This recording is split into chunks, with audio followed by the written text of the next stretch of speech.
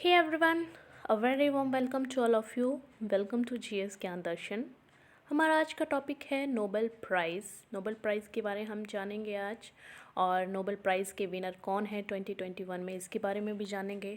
तो अपनी video start करते हैं। देखिए, नोबेल प्राइज़ है क्या आखिर। नोबेल प्राइज़ मेनली 6 फील्ड में दिया जाता है। पीस का नोबेल प्राइज़, लिटरेचर का नोबेल प्राइज़, केमिस्ट्री का Nobel price, physics, medicine, economy का नोबेल प्राइज़। देखिए, ये जो पीस का नोबेल प्राइज़ है वो नॉर्वे में दिया जाता है, और जो बाकी के बचे हुए 5 जो नोबेल प्राइज़ हैं वो स्वीडन में दिया जाता है। ये है मेन डिफरेंस। ठीक है, अब देख लेते हैं हम कि ये जगह है कहाँ कहाँ पे। देखिए, ये हमारा वर्ल्ड का मैप है, और ये जो है हमारे पास इधर बिल्कुल नॉर्थ में, ये है नॉर्वे, दिस वन, और दिस वन इज़ स्वीडन। तो यहाँ पे नॉर्वे में पीस का नोबेल प्राइज़ दिया जाता है, बहुत ही पीसफुल कंट्री है भी ये। और स्वीडन में जो है वो बाकी के बचे हुए 5 नोबेल प्राइज़ दिए जाते हैं। तो हमने ये देख लिया कि ये वर्ल्ड के मैप पे कहाँ कहाँ है, और मेनली 6 फील्ड में दिया जाता है। देखिए, ये जो हमारे पास ब्रांचेस हैं, पीस, लिटरेचर, केमिस्ट्री, फिज़िक्स, इन क्षेत्रों में कोई भी अच्छा काम किया है, आज नहीं, 1 साल में नहीं, 2 साल में नहीं, मतलब कोई वैज्ञानिक दशकों से, बहुत सालों से इन क्षेत्रों में काम कर रहा है, अपना महत्वपूर्ण योगदान दे रहा है, उन लोगों को ये नोबेल प्राइज़ दिया जाता है। ऐसा नहीं है कि 1 साल में कुछ अच्छा काम किया तो नोबेल प्राइज़ मिल जाता है, ऐसा नहीं है। काफ़ी मेहनत लगी होती है, काफ़ी रिसर्च पेपर ये सबमिट कराते हैं, इसकी वजह से इनको ये मिलता है। देखिए, तो अब हम बात कर लेते हैं नोबेल प्राइज़ विनर 2021 में कौन कौन है। देखिए, सबसे पहले आता है हमारा पीस का नोबेल प्राइज़। इस पर 2 लोगों को मिला है, मारिया रेसा और दमित्री मुराटोव। मारिया रेसा जो है वो फिलीपींस से हैं, और दमित्री मुराटोव जो है वो रशिया से हैं। देखिए, इन दोनों ने ही वहाँ की सरकार के खिलाफ, मतलब एक तरह से जो तानाशाही हो जाती है उसके खिलाफ उन्होंने बिल्कुल अभियान छेड़ रखा है, और डेमोक्रेसी को बचाने के लिए इन दोनों ने भरपूर योगदान दिया है। इसलिए इनको नोबेल पीस प्राइज़ दिया गया है। और इन्होंने फ्रीडम ऑफ एक्सप्रेशन में भी महत्वपूर्ण योगदान दिया है, और जो हमारी मारिया रेसा है उन्होंने जो है आतंकवाद के खिलाफ भी काफ़ी काम किया है। तो इसके लिए इनको पीस प्राइज़ दिया गया है। ठीक है, और ये हमारा दिया जाता है कहाँ पे, नॉर्वे में। बाकी के बचे हुए जो हैं वो हमारे पास 5 वो दिए जाते हैं स्वीडन में। तो स्वीडन में दिए जाने वाला पहला है लिटरेचर का, और लिटरेचर का इस बार जो मिला है अब्दुल रज्जाक गुरना को मिला है। देखिए, ये मेनली जो है अफ्रीकन कंट्री तंजानिया के रहने वाले थे, और बाद में जो है वो यूके में शिफ्ट हो गए। शिफ्ट या बोल सकते हैं कि शरणार्थी के रूप में वहाँ चले गए थे। तो इन्होंने मेनली क्या किया है, इनका काम क्या है, इन्होंने बहुत सी बुक्स लिखी हैं। उनको जो है बुकर प्राइज़ के लिए भी हर बार नॉमिनेट किए, बहुत बार उनकी बुक्स नॉमिनेट हुई हैं बुकर प्राइज़ के लिए भी। उनकी बुक्स में मेनली देखने को क्या मिलता है हमें, कि उन्होंने जैसे हम लोग नहीं, सॉरी, जैसे कॉलोनी बना देते हैं, जैसे हमारा इंडिया भी कॉलोनी रहा है ब्रिटेन का बहुत सालों तक। तो वैसे ही ब्रिटेन की और भी बहुत सी कॉलोनीज़ बनी हुई थी। तो इन्होंने मेनली डिफ़ाइन किया है कि कोई भी कंट्री जब दूसरी कंट्री को अपने अंडर लेती है, कॉलोनी बनाती है, तो उसका क्या इम्पैक्ट पड़ता है।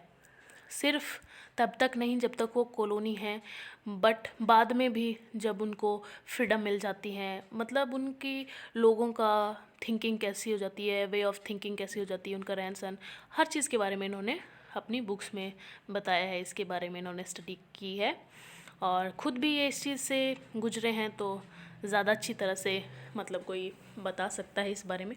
तो इसलिए इनको लिटरेचर का नोबेल प्राइज़ मिला है 2021 में, लिटरेचर में। ठीक है, अब्दुल रज़ाक गुरना। और हमारे सेकंड है केमिस्ट्री की स्ट्रीम। केमिस्ट्री में इस बार जो है 2021 में 2 लोगों को मिला है, Benjamin list and David WC Macmillan. इन्होंने मेनली क्या काम किया है, देखिए, जो एसिमेट्रिक ऑर्गेनो कैटालिसिस की खोज की है इन्होंने। देखिए, बोलने का मतलब क्या है, इजी लैंग्वेज में, कोई भी रिएक्शन होता है, मेनली जो केमिस्ट्री के स्टूडेंट हैं उनको ज़्यादा अच्छे से समझ आएगा, या फिर भी मैं नॉर्मल लैंग्वेज में, लेमैन लैंग्वेज में बोलती हूँ। जैसे कि कोई भी अभिक्रिया हो रही है, ठीक है, दो चीज़ों को आपस में रख दिया गया, वो तब तक काम नहीं करेंगी जब तक उनके बीच में कैटालिस्ट नहीं जाना जाए, ठीक है। और भी इजी बना देते हैं, जैसे कि जब तक हमारा एग्ज़ाम नहीं आता है तब तक हम इजी मोड में रहते हैं, बट जैसे ही हमारा एग्ज़ाम की डेट अनाउंस हो जाती है हमारे अंदर बिल्कुल एकदम बूस्ट आ जाता है, हम फास्टली पढ़ने लगते हैं, मेमोराइजिंग स्पीड हमारी इंक्रीज़ हो जाती है। मतलब जो एग्ज़ाम की डेट अनाउंस होना इज़ अ कैटलिस्ट, ठीक है। तो वैसे ही जो कैटलिस्ट होता है उसकी खोज इन्होंने की है। क्या पहले कैटलिस्ट का यूज़ नहीं होता था? यस, होता था, बट मेनली जो मेटल्स या दूसरी चीज़ें थी ना, वो कैटलिस्ट की फॉर्म में यूज़ किया जाता था पहले। बट इन्होंने बोला कि जो ऑर्गेनिक कंपाउंड है उनका यूज़ भी हम किया कर सकते हैं किसी भी अभिक्रिया को कराने में। तो इसका बहुत सा फ़ायदा जो है हमारे फार्मास्यूटिकल कंपनीज़ को ऑलरेडी होने लगा है। क्योंकि क्या होता है, जब हम कोई भी रिएक्शन कराते हैं उसमें कोई मेटल यूज़ होती है या दूसरी चीज़ें यूज़ होती हैं तो उसमें बहुत सा पॉल्यूशन क्रिएट होता है। बट अगर हम ऑर्गेनिक जो कैटलिस्ट यूज़ करेंगे तो पॉल्यूशन कम हो जाएगा। ये बहुत बड़ा वरदान साबित होगा आने वाले सालों में भी, और ऑलरेडी इस पे काम चल चुका है। तो इसके लिए इन दोनों को नोबेल प्राइज़ मिला है केमिस्ट्री में, Benjamin list and David Macmillan. और हमारे नेक्स्ट हैं फिज़िक्स का नोबेल प्राइज़, जो है 3 लोगों को मिला है, Syukuro Manabe, Klaus Hasselmann and Giorgio Parisi, ठीक है। जो नोबेल प्राइज़ की मनी होती है ना, वो लगभग $1.1 मिलियन होती है। मतलब अगर इंडियन रुपी में अगर हम इसको कन्वर्ट कर लें तो 7.5 से 8 करोड़ के बीच में नोबेल प्राइज़ की मनी मिलती है। तो ये जो फिज़िक्स का जो नोबेल प्राइज़ है ना, ये 3 लोगों में बटा है। ऐसा नहीं कि हाफ। जो ये जॉर्जियो पैरिसी है ना, इनको अकेले, इटली से हैं ये, इनको 50% मिलेगा और बाकी का 50% इन दोनों को मिलेगा, ठीक है। नोबेल प्लीज़ के फिज़िक्स के जो प्राइज़ मनी मिलेगी ऐसे बटेगा ये। क्यों?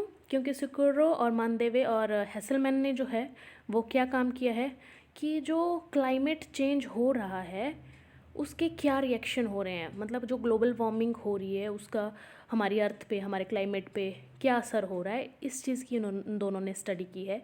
और जो पैरिसी हैं हमारे पास, उन्होंने मेनली क्या काम किया है, उन्होंने फिज़िकल सिस्टम में जो है एटॉमिक प्लानिटरी स्केल्स कैसे का वर्क कर रहे हैं उसके बारे में काम किया है, ठीक है। तो 3 लोगों में बट गया फिज़िक्स का नोबेल प्राइज़। 50% जो है पैरिसी लेंगे और बाकी का 50% मनाबे और हेसलमैन लेंगे, ठीक है। और अगला आता है हमारे पास मेडिसिन का नोबेल प्राइज़। ये भी 2 लोगों में बटा है, डेविड जूलियस एंड अर्डेम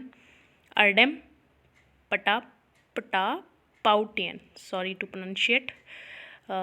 इन्होंने क्या किया है, इन्होंने देखिए बहुत ही मतलब एक नई उपलब्धि मान सकते हैं हम इसे। क्योंकि अभी तक हम मतलब एक थ्योरी पे काम करते थे कि हम जो टेम्परेचर फील करते हैं या हमारे आसपास की जो चीज़ें हम फील करते हैं वो कैसे करते हैं, हम सोचते थे कि सोचते नहीं, मतलब ये थ्योरी दी थी पहले भी किसी ने कि हमारी जो बॉडी है उसके अंदर थ्रेड की तरह जो हैं कुछ चीज़ें होती हैं, उसकी वजह से ये चीज़ हम फील करते हैं। जैसे हमें बाहर फील हो रहा है, ठंडा है, गर्म है, कैसे फील हो रहा है।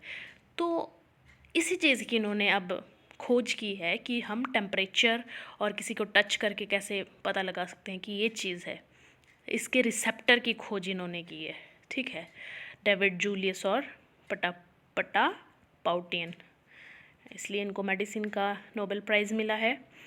देखिए मेनली जो है ना, इसकी ज़्यादा डिटेल में अगर हमें इसे पढ़ना है तो इसके लिए अलग से भी वीडियो मैं बना दूँगी। तो इसके लिए आप ज़रूर कमेंट कीजिएगा अगर वीडियो चाहिए होगा इस पर।